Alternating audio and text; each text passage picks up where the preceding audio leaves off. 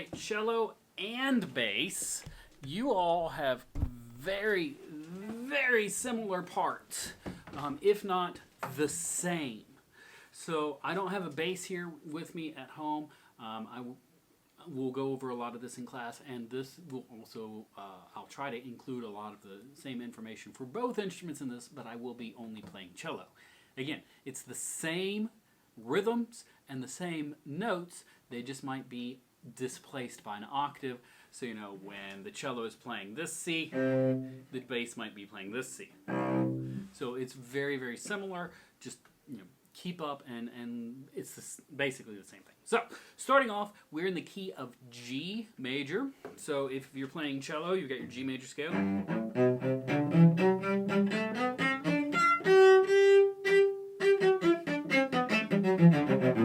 Nothing too crazy there.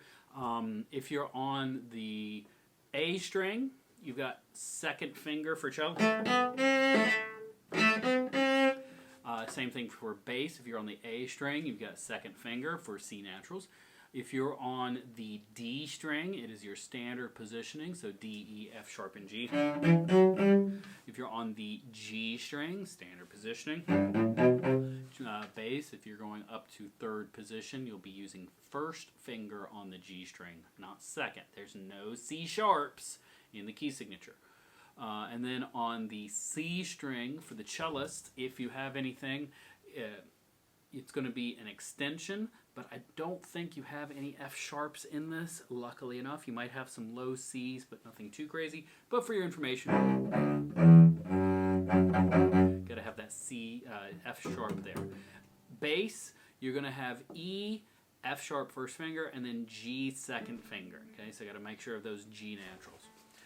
All right, starting off nice and slow, espressivo, beautiful legato sounds all the way through this first 9 measures. You have 4 measures of rest to start off with. So you get to sit there for just a little bit. Then in measure 5, we come in with this low E. So cellists, you're down here on the third finger. Bass, you're on your open E.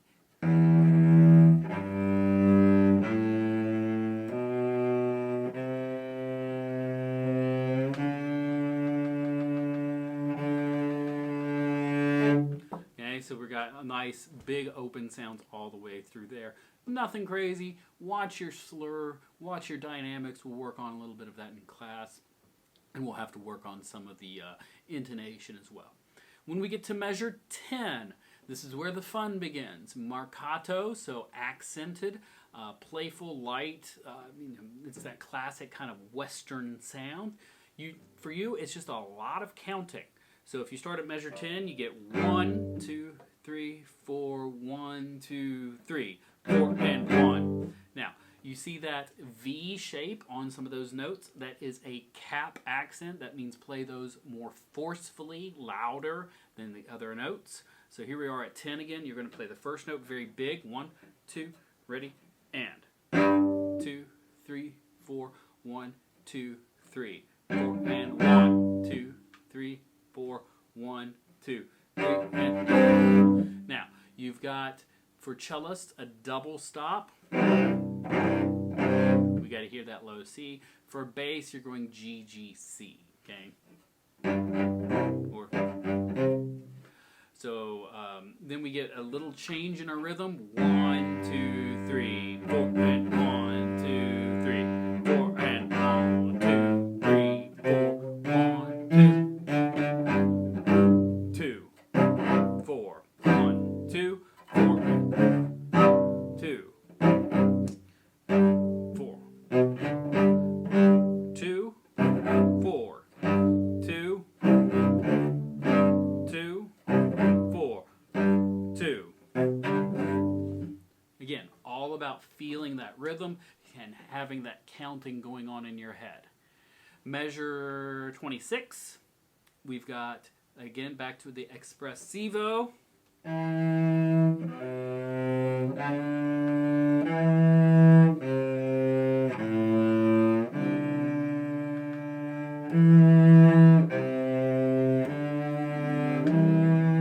One, two, three, four.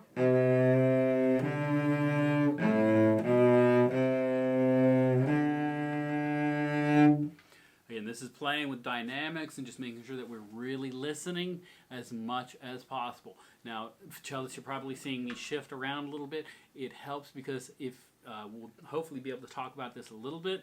Those open D strings, they just ring out and we can't really do anything with them. It also has this sound versus that sound.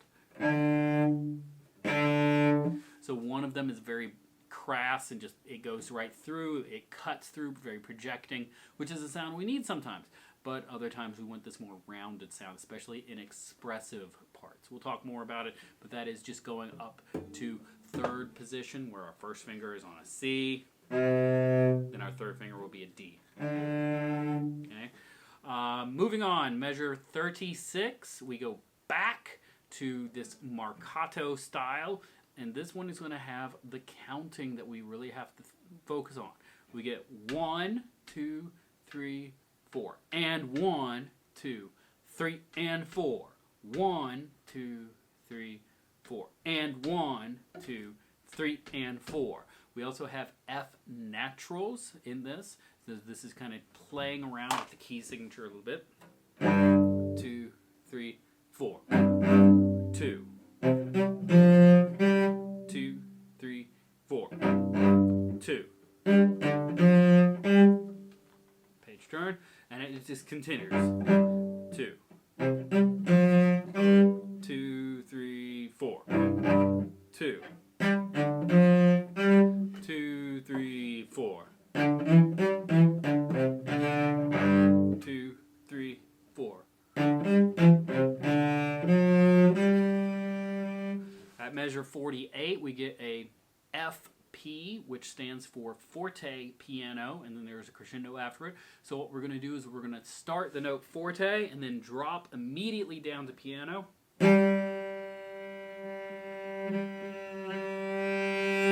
And then crescendo through. 50, back to Marcato. 2. 2.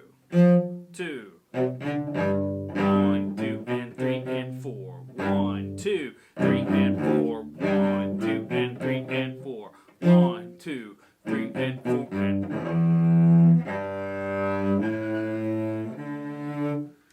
And again, we get a F natural.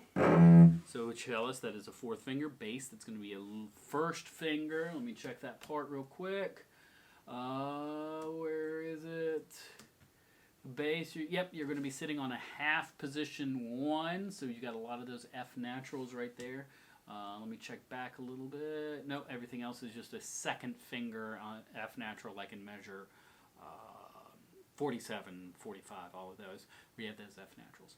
So we're back here, 58. So we get F, G,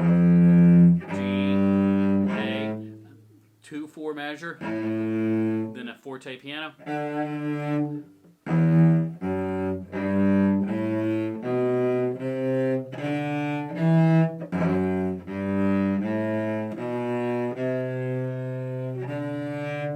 right here, cellists, we've got this wonderful little part. Like I said, we have F sharps down on our C string. This is a part where we're going to have to extend at measure 61.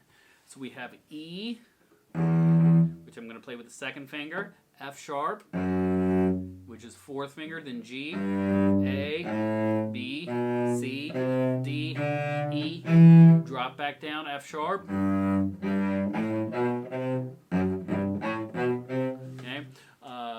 Bass, it's just going to be your normal first position, open 1, 2, open 1, 2, open 1, drop back down to the E string, 1, 2, open 1, 2.